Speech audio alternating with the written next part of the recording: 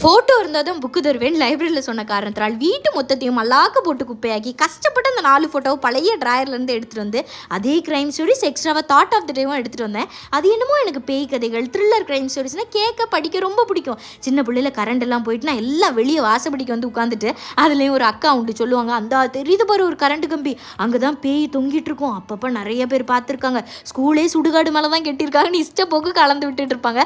பயப்படக்கூடாது குமார், தைரியமாக இருக்கணும்னு முழு கதையும் கேட்டுட்டு நைட்டெல்லாம் உருண்டுட்டு கிடப்பேன். இந்த தாட் ஆஃப் த டே புக்லேருந்து டெய்லி ஆஃபீஸ் போகிற முன்னாடி ஒன்று அழகாக படிச்சுட்டு புத்துணர்ச்சியாக போகலான்னு வாங்கினேன். அப்புறம் வர துண்டு பேப்பர் கசங்கின பேப்பர்லாம் என் கண்ணுக்கு காவியமாக தெரியுது.